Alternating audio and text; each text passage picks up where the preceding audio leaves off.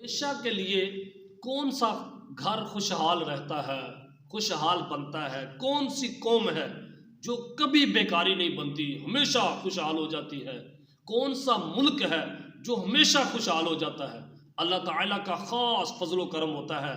وہاں کے نوجوان ترقی کرتے ہیں، وہاں کے بوڑھے ذہین ترین ہوتے ہیں، عزت والے بنتے ہیں، وہاں کی خواتین عروج پکڑتی ہیں، عزتیں حاصل کرتی ہیں، وہاں کی عورتیں وہ عزت سے مالا مال ہو جاتی ہیں، اور وہاں کے رہنے والے لوگ خوشحال خوشحال خوشحال ہو جاتے ہیں۔ کیا بات ہے! وہ کون سے علاقے، کون سے گھر، کون سے ملک خوشحال ہوتے ہیں؟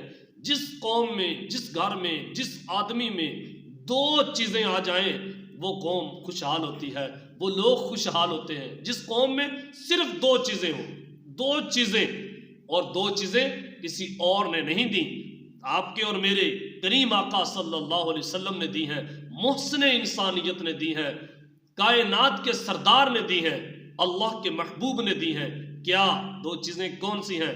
فرمایا لا ایمان لمن لا امانۃ لہ ولا دین لمن لا عہد لہ۔ ایک تو امانت داری ہے اور دوسرا وعدے کی پابندی۔ جس قوم میں امانت داری اور وعدے کی پابندی ہو وہ قوم ترقی کرتی ہے، چاہے وہ قوم کافروں کی ہو یا مسلمانوں کی ہو، کوئی بھی قوم ہو۔ اللہ تعالیٰ کسی کے ساتھ کوئی ظلم نہیں کرتا۔ اگر مسلمان بے ایمانی کی روش اختیار کریں، بے ایمان ہو جائیں، ان کے بازاروں میں، ان کی دکانوں پہ، ان کے گھروں میں اگر ظلم و زیادتی ہو تو اللہ تعالیٰ کو کیا اللہ نے کوئی آپ سے وعدہ کیا ہے کہ ہر قیمت پر اللہ آپ کے ساتھ رحم ہی کرے گا؟ ایسا ہرگز نہیں ہے بھائی، ایسا ہرگز نہیں ہے۔ اللہ اس قوم کو عروج دیتا ہے، لا یغیر ما بقوم حتی یغیر ما بانفسہم۔ اللہ اس قوم کی اس وقت تک حالت نہیں بدلتا جس کو نہ ہو شعور خود اپنی حالت بدلنے کا۔ آج دیکھیں آپ، جاپان کس مقام پہ کھڑا ہے؟ کیا پاکستان کے اوپر کوئی ایٹمی حملہ ہوا ہے؟ اللہ نہ کرے ایسا نہیں ہوا۔ اور جاپان، اس کا ہیروشیما اور ناگاساکی، یہ اس کے شہر کیسے ویران ہو چکے تھے، آج وہ لوگ کیسے معیار کی بلندیوں پہ چلے گئے، ترقی اور عروج حاصل کیا۔ جانتے ہیں کس لیے؟ یہ 1400 سال آپ کے اور میرے آقا صلی اللہ علیہ وسلم نے پہلے ہی ارشاد فرما دیا تھا کہ وہ لوگ مومن ہی نہیں جو امانت دار نہیں، اور اس کا کوئی دین نہیں جو وعدے کا پابند نہیں۔ اتنے سخت جملے کیوں ارشاد فرمائے؟ کیونکہ قوموں کا عروج و زوال انہی دو چیزوں پر ہوتا ہے۔ اگر قوم بے ایمان ہو جائے، قوم ذلیل اور بھیکاری بن جاتی ہے۔ قوم وعدے کی پابند نہ رہے تو بھیکاری بن جاتی ہے۔ پڑھے لکھے اعلیٰ تعلیم یافتہ لوگ ادارے چلا رہے ہیں، ہمارے ادارے اعلیٰ تعلیم یافتہ جن پر ہمیں بھروسہ تھا، جو بچپن میں علامہ اقبال کی شاعریاں پڑھا کرتے تھے، ہو میرا کام غریبوں کی حمایت کرنا، درد مندوں اور ضعیفوں سے محبت کرنا، وہ کدھر گئی وہ محبت، کدھر گئے وہ جذبے؟ جیسے ہی نوکریاں ملی، اپنی سیٹوں پہ بیٹھے تو جو کہتے تھے ہم درد مندوں کے درد دور کریں گے، انہوں نے درد مندوں کے دردوں کو اور تیز کر دیا۔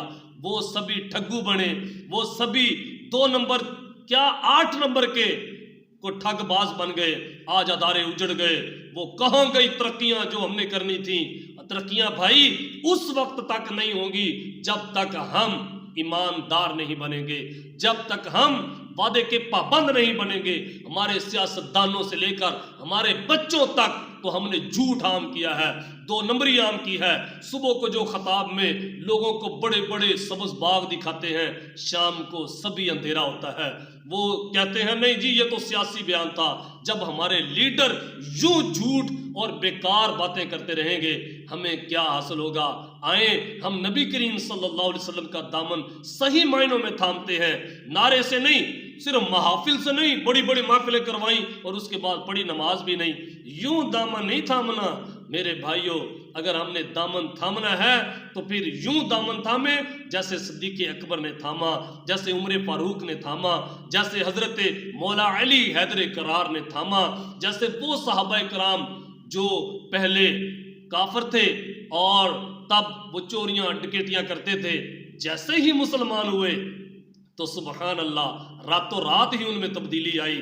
آئیں آج ہم توبہ کرتے ہیں, انشاءاللہ ہم وعدے کے پابند بنیں گے اور امانت دار بنیں گے. آپ دیکھنا جیسے ہی میری قوم توبہ کرے گی اور امانت دار اور اپنے وعدے کی پابندی یہ دنیا میں عام کر دے گی, مشہور ہو جائے پوری دنیا میں کہ اگر آپ نے ایمانداری اور وعدے کی پابندی دیکھنی ہے تو آپ مسلمان, چاہے وہ کسی ڈیرے پہ بیٹھا ہے, چاہے وہ کسی گاؤں میں ہے, دیہات میں ہے, چاہے شہر میں ہے, چاہے شہروں سے بھی دور کہیں پہ اس نے ایک جھونپڑی بنائی ہے, اگر ہم امانت دار اور سچا انسان دیکھنا ہے مسلمان کو دیکھیں.